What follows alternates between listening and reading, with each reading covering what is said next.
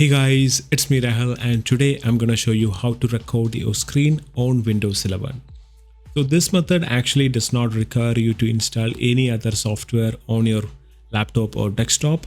This application comes with your Windows 11 installation. So let's get started. So the application that we're gonna use is Xbox Game Bar. To open up Xbox Game Bar, you have to press Windows key plus G to open it up. So you will see an overlay like this on your desktop.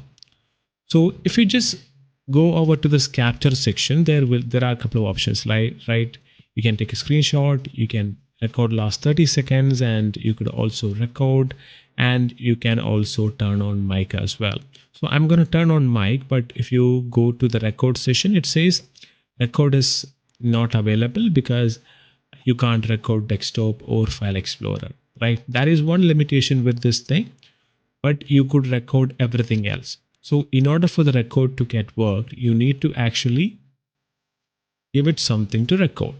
So I have opened up my Chrome, and then if I press Windows plus G again, and I have basically the start recording option here, or you could press Windows Alt plus R as a shortcut to start recording. So I'm going to enable the mic, and then I'm going to start record. And in the recording, you won't be able to see this overlay, so you don't have to worry about it at all. So we'll just talk. I will create a sample recording, and you'll also have this thing over here which will show you the timing of how long the record has been progressing, and you can also mute your mic and stop the recording as well, right? So I'm going to stop the record. It said game clip recorded, so I'm just going to go there. So let's see where it is.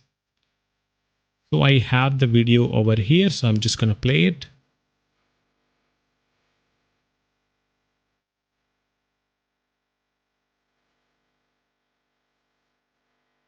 So yeah, so that's pretty much it. That's how you record something on Windows 11 without using any other third-party application. Hope you guys liked it.